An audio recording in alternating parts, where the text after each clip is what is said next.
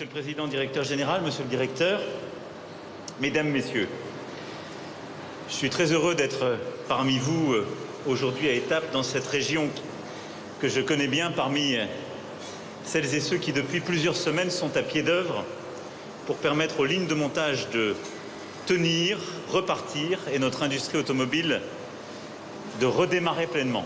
Et je veux vraiment vous féliciter pour tout le travail qui a été conduit durant ces semaines difficiles où nous avons dû décider du confinement pour des raisons sanitaires et où vous avez su établir les protocoles sanitaires pour que l'activité se poursuive sur ce site avec beaucoup de contraintes, avec des réductions substantielles, et je vous en remercie. L'automobile mondiale traverse une crise profonde, ce depuis plusieurs mois. Nous avons un ralentissement de l'activité qui est observé depuis la fin de l'année 2019, qui est lié à plusieurs facteurs et qui a touché plusieurs marchés et qui, des constructeurs à l'ensemble des sous-traitants, avait commencé à beaucoup affecter toute la filière. D'autre part, l'automobile mondiale et donc française a traversé des transitions profondes. La transition de l'électrique, celle aussi du véhicule autonome qui nécessite de l'innovation, des changements profonds dans les manières de produire et des transformations très profondes, un vrai choc d'innovation dans notre industrie. Puis, troisième phénomène, ce fut la crise liée au Covid-19. La crise sanitaire que nous venons de vivre a porté en effet un coup d'arrêt massif et brutal à notre filière automobile, en France, en Europe, à travers le monde, avec des rythmes différents, la Chine ayant été touchée d'abord, puis étant repartie, les États-Unis étant touchés après l'Europe, mais très fortement. L'approvisionnement s'est arrêté, parfois, raréfié partout. Les usines se sont, dans de nombreux cas, arrêtées. Le secteur a connu une baisse d'activité en moyenne de plus de 80%. C'est sans précédent, hors temps de guerre. Les concessions ont fermé, les Français confinés ont cessé d'acheter et les ventes d'automobiles ont, elles aussi, chuté de 80%. Ce qui signifie qu'aujourd'hui, il y a plus de 400 000 véhicules sur le marché français qui auraient dû être vendus, qui ne l'ont pas été durant les dernières semaines. Nous serons à fin juin, vraisemblablement, à environ 500 000 véhicules invendus par rapport à la saison précédente. C'est du jamais vu pour ce secteur qui représente près de 16% du chiffre d'affaires de notre industrie, 4 000 entreprises, près de 400 000 salariés, si je prends l'ensemble de l'aval et des services, près du double. Un secteur qui incarne aussi le génie de notre nation. Notre pays ne serait pas le même sans ces grandes marques, Renault, Peugeot, Citroën, sans tous les modèles passés et actuels et l'ensemble des équipementiers qui rendent possible ces marques, comme elles rendent possible aussi toutes les grandes marques internationales. Et être ici, sur ce site de Valeo, en est l'exemple parfait au sein d'une entreprise qui, durant les 10 dernières années, a su tout à la fois diversifier très profondément l'ensemble de ses clients à travers le monde, en renforçant son empreinte industrielle en France. Mais le défi de l'automobile, c'est un défi de l'identité française, c'est un défi pour l'identité de cette région des Hauts-de-France, où cette industrie joue un rôle particulier, et c'est un défi pour l'emploi et la situation économique et sociale de notre pays.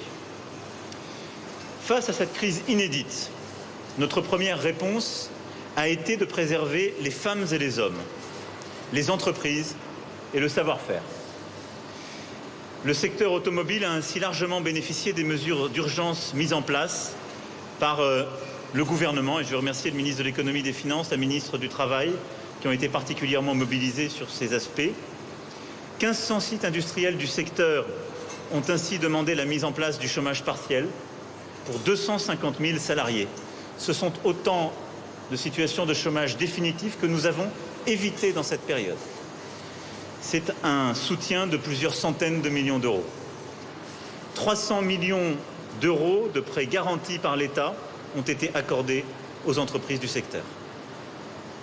La nation a donc répondu présent en soutien à l'ensemble de ces entreprises comme je l'avais dit à nos concitoyens dès le mois de mars, quoi qu'il en coûte. Et nous continuerons à le faire puisque pour éviter les défaillances, des aides apportées dès le mois de mars continueront à être utilisées, notamment en ce qui concerne l'activité partielle. Ce n'est pas suffisant cependant car il nous faut non seulement préserver mais aussi transformer pour faire face aux défis que j'évoquais. Il nous faut penser et construire l'après.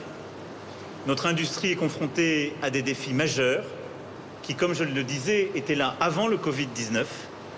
Et il nous faut trouver aujourd'hui à la fois les moyens de défendre notre tissu industriel sur toute la chaîne de valeur, relancer la machine et déstocker et préparer demain. Et l'après dans l'industrie automobile, c'est le monde de la motorisation électrique. L'après dans l'industrie automobile, ce sont les véhicules autonomes. Et c'est bien cette avant-garde que notre pays doit incarner. Mais l'après se prépare dès maintenant dans la consolidation de notre tissu industriel.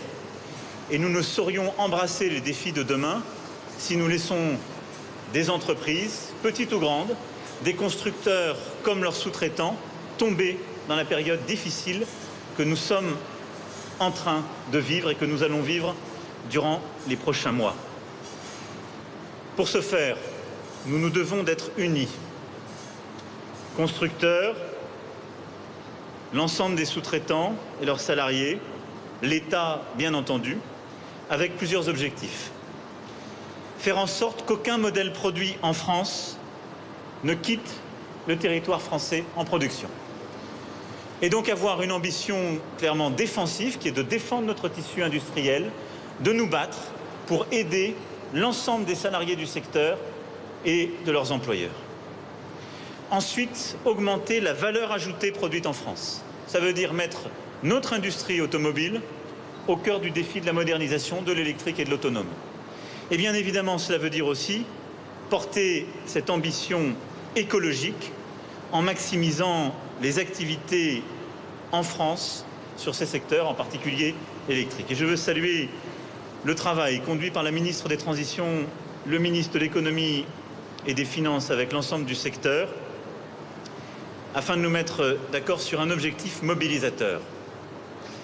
Faire de la France la première nation productrice de véhicules propres en Europe, en portant à plus d'1 million par an sous 5 ans la production de véhicules électriques, hybrides rechargeables ou hybrides, et de consolider en parallèle notre empreinte industrielle.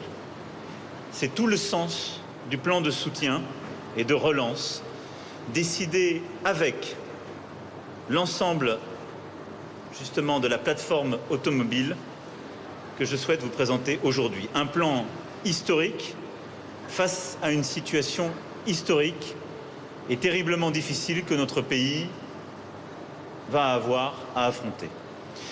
Ce plan, il se tient en 3 axes. Le premier axe d'action de ce plan, c'est le soutien de la demande. En effet, la plateforme automobile, et je veux ici saluer le rôle, le travail du président Luc Châtel et de l'ensemble de ses équipes aux côtés des ministres, a clairement identifié le besoin que j'évoquais tout à l'heure. Ce sont ces 400 000 véhicules invendus à ce jour. Et donc ce qu'il nous faut réussir à faire, c'est que nos concitoyens achètent davantage de véhicules dans les semaines à venir, et en particulier davantage de véhicules propres. Pas dans 2 ans, 5 ans ou 10 ans, maintenant. Tout renouvellement du parc de véhicules est bon écologiquement. À chaque fois qu'un de nos concitoyens change un vieux véhicule essence ou un vieux diesel pour un véhicule neuf, diesel, essence, hybride et encore mieux électrique, nous réduisons nos émissions et nous nous mettons en situation de respecter nos objectifs. Ce qui montre qu'on peut réconcilier l'objectif écologique et l'objectif économique. Et c'est le but des 2 instruments que nous avons décidés ce matin ensemble. Le premier, le renforcement de la prime électrique. Les véhicules électriques et hybrides rechargeables bénéficieront de mesures de soutien exceptionnelles pour les particuliers comme pour les entreprises. 7 000 € pour l'achat d'un véhicule électrique par des particuliers, 5 000 € pour les entreprises et les collectivités, et même 2 000 € pour les véhicules hybrides rechargeables qui jusqu'alors étaient exclus de toutes ces primes existantes. On parle de ces montants et même plus, puisque pour les personnes qui vivent ou travaillent dans des zones à faible émission, la prime pourra être bonifiée. Et parce qu'il ne peut y avoir de véhicules électriques sans système de recharge, nous accélérerons également le déploiement des bornes électriques sur tout le territoire pour atteindre dès 2021 l'objectif des 100 000 bornes qui était initialement fixé pour 2022. C'est le premier volet de ce soutien à la demande, qui est là aussi une offre inédite. Aucun autre pays européen n'a un système de soutien aussi ambitieux pour les véhicules électriques et hybrides, et aussi ambitieux, exclusivement financé par l'État. Le deuxième volet, c'est la prime à la conversion exceptionnelle que nous avons décidée, qui est une véritable prime de relance, qui va permettre pour l'achat de véhicules diesel et essence dernière génération, hybrides et électriques, de faciliter pour plus des 3/4 des Français l'achat en apportant cette aide, avec là aussi beaucoup de simplicité. Les 3/4 des Français seront éligibles. Il suffit d'avoir un revenu fiscal de référence inférieur à 18 000 € net. Un particulier qui met au rebut son véhicule polluant, diesel ou essence, pour un véhicule plus propre, neuf ou d'occasion, dans toutes les catégories que je viens d'évoquer, sera aidé à hauteur de 3 000 € par l'État et même 5 000 € s'il s'agit d'un véhicule électrique. Ce dispositif, là aussi exceptionnel, sera disponible à partir du 1er juin pour les 200 000 achats à venir. Ce qui veut dire que cette offre exceptionnelle commencera le 1er juin pour 200 000 véhicules, pour aider ainsi l'ensemble des constructeurs et des concessionnaires à déstocker, mais ne sera valable que pour les 200 000 véhicules vendus dans ce cadre et à la suite de cette annonce. Au total, c'est un effort de plus de 1 milliard d'euros que consent ainsi l'État pour soutenir la demande. C'est le plan d'urgence indispensable, sans quoi nous serions amenés à avoir des constructeurs qui réduisent leur production et à avoir véritablement des volumes fortement réduits pour toute la chaîne. Le deuxième axe d'action consiste à investir pour produire en France les véhicules de demain. Continuer à investir, continuer à innover sur le sol français, c'est indispensable pour préserver notre empreinte industrielle, nos emplois et en créer de nouveaux. C'est en France que le véhicule propre qui équipera l'Europe et le monde dans les années à venir s'inventera et se produira. Des moyens financiers très conséquents seront ainsi consacrés à la modernisation des chaînes de production, à la robotisation, la numérisation, l'innovation écologique et l'industrie 4.0. Ainsi, nous allons mobiliser 200 millions d'euros de subventions pour accompagner les équipementiers, l'ensemble des entreprises sous-traitantes de la filière dans leur transformation et leur montée en gamme. J'y reviendrai, ce sont ces investissements qui permettent de déclencher des projets comme celui que Valeo a décidé. Deuxièmement, nous avons décidé la création d'un fonds d'investissement de 600 millions d'euros pour intervenir en fonds propres sur l'ensemble des entreprises de la filière.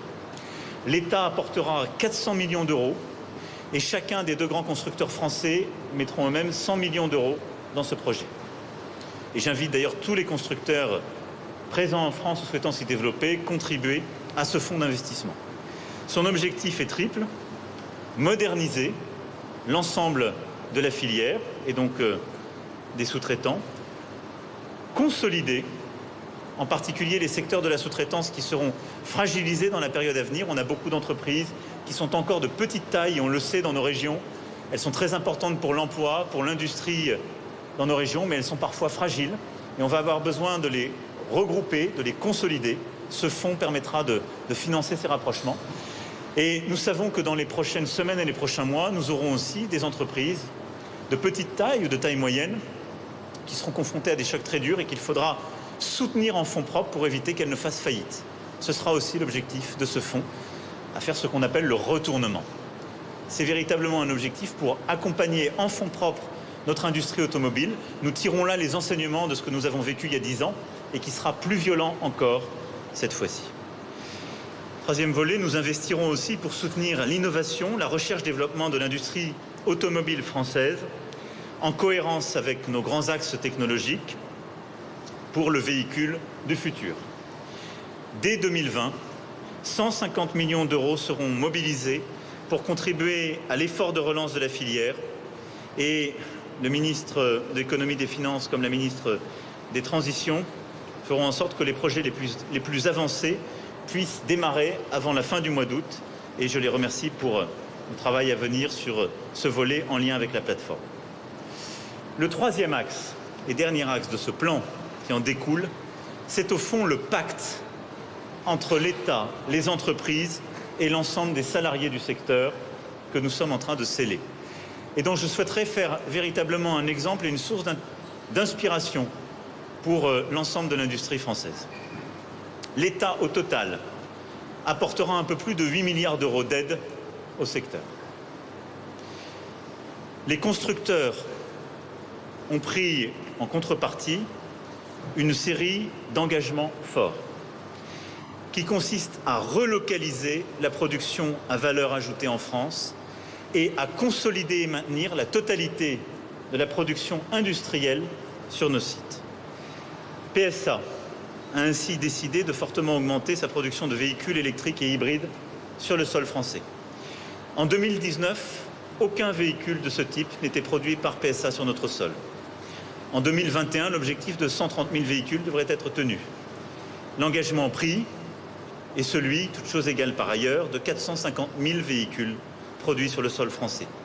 Ce qui représente de la part du groupe PSA 360 millions d'euros d'investissement d'ici 2022. Les sites de Poissy, de Rennes, de Mulhouse, de Sochaux seront concernés par ces engagements, et je me félicite de l'annonce faite en ce moment par PSA de localiser à Sochaux la production de la 3008 électrique. C'est une décision importante, une marque de confiance pour le site de production France et notre capacité à relever ensemble ce défi.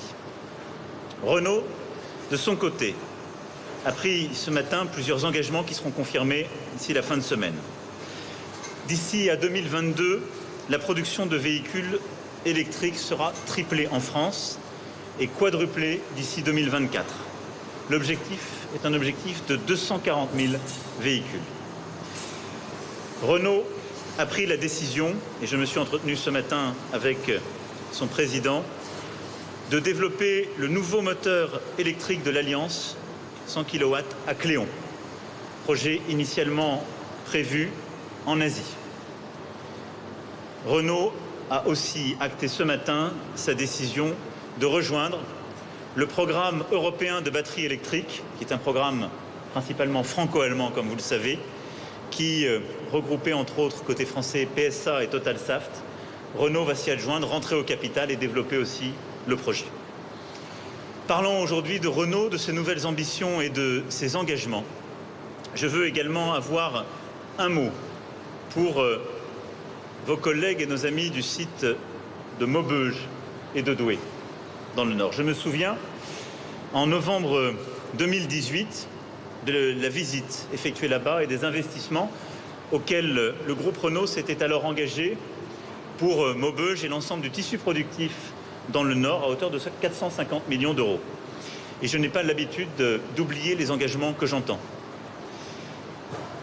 C'est pourquoi j'entends que le département voisin, celui où nous trouvons aujourd'hui, ce département du Nord, puisse aussi être au rendez-vous des ambitions du groupe. Et je demande à ce que l'ensemble des salariés de Maubeuge et de Douai puissent avoir toutes les garanties sur leur avenir, leur capacité à produire et à œuvrer dans le groupe Renault. Je souhaite aussi que l'ensemble des sous-traitants, si importants pour le tissu industriel et productif, aussi bien à Maubeuge qu'à Douai, puissent avoir une visibilité claire et des garanties. C'est pourquoi, ayant ce mot et ces exigences, je veux ici redire à l'ensemble des élus de Maubeuge comme de Douai le soutien qui sera celui de la nation et l'engagement du gouvernement.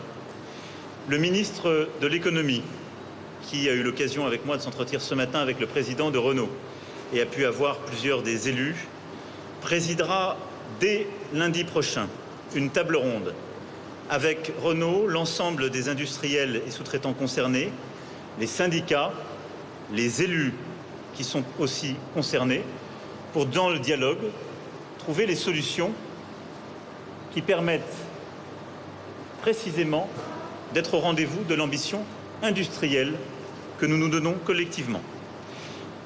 Le prêt de 5 milliards d'euros de l'État ne saurait être conclu avant que ces discussions n'aboutissent et il dépendra de l'issue de celle-ci.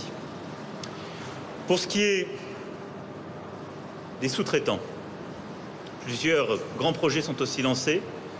Michelin et Faurecia ont décidé de développer la pile hydrogène à Lyon avec un engagement de 50 millions d'euros par an d'investissement, de 150 millions d'euros de recherche et développement et plus de 200 créations d'emplois. Enfin, Valeo, et je remercie Jacques Aschenbroich pour son engagement, a décidé en effet 100 millions d'euros d'investissement et de projets sur le projet 48 volts que nous avons vu ensemble et que vous m'avez présenté. Et l'État participera à hauteur de 40% à cet investissement total. Et donc, ce seront 40 millions d'euros d'investissement de l'État dans le cadre de ce projet qui va toucher les 4 grands sites français productifs, mais au premier chef, celui d'Étaples, et qui va permettre non seulement de consolider l'empreinte industrielle et les emplois, mais je le sais aussi, de continuer à les développer, et donc de développer de l'emploi, mais également de la valeur ajoutée sur les sites français. Enfin, tout ça n'est possible que parce qu'il y a aussi l'engagement des salariés. Et je veux remercier tous les salariés que j'ai pu voir aujourd'hui sur votre site, ainsi que leurs représentants, parce que vous avez su maintenir tout au long de cette crise de la production par le dialogue social, par le travail conduit entre l'entreprise et les organisations syndicales. Mais au niveau de la branche, je veux saluer l'extraordinaire travail fait par la métallurgie et les organisations syndicales et patronales. L'accord qui a été conclu permet à ce stade déjà de montrer une dynamique de préservation de l'emploi, de maintien des compétences et de développement des compétences et de solutions nouvelles en matière d'alternance pour que nos jeunes continuent à rentrer dans la filière. Ce que j'ai demandé à la ministre du Travail, avec le ministre de l'Économie et des Finances, c'est de pouvoir, dans les prochains jours, sur la base d'ailleurs de ce modèle, travailler sur un cadre que je souhaite plus largement discuter avec l'ensemble des organisations syndicales et patronales la semaine prochaine au niveau national. Mais ce que nous allons faire au niveau de l'automobile, ce sont des accords dont la vocation est de préserver dans nos entreprises les emplois et les compétences. Et de savoir faire ce que parfois nos voisins allemands ont su plus vite et mieux faire que nous, et ce que nous avons trop peu fait dans notre pays.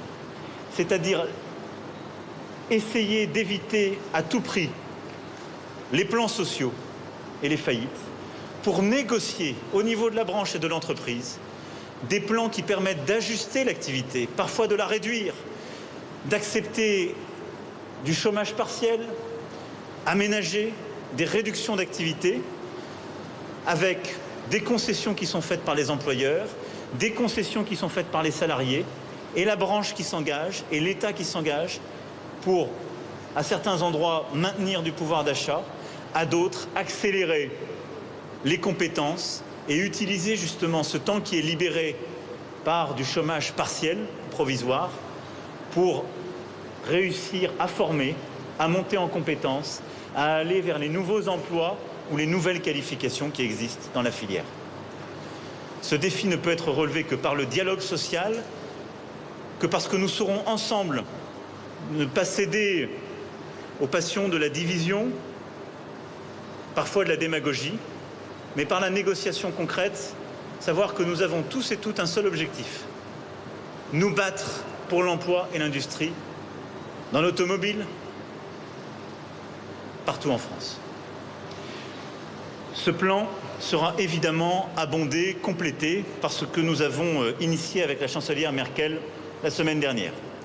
Le plan de relance franco-allemand à hauteur de 500 milliards d'euros, qui, je l'espère, donnera lieu à une réponse plus ambitieuse encore de la Commission européenne, a vocation à soutenir les secteurs, les régions les plus en difficulté dans notre Europe.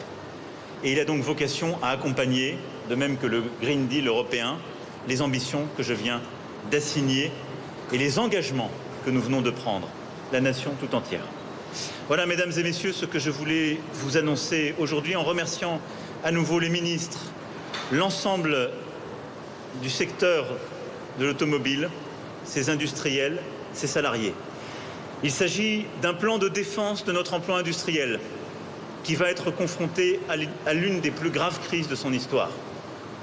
Il s'agit d'un plan de souveraineté industrielle automobile qui a vocation à relocaliser de la valeur ajoutée et à nous battre pour que la valeur ajoutée et les secteurs d'avenir se fassent en France. Et il s'agit donc bien d'un plan d'avenir de l'automobile du XXIe siècle. Je vous remercie pour votre engagement, pour les choix faits, mais il nous reste encore, comme vous l'avez compris, énormément de travail et beaucoup d'engagement à avoir. Merci beaucoup. Merci pour votre attention et votre engagement. Merci à vous.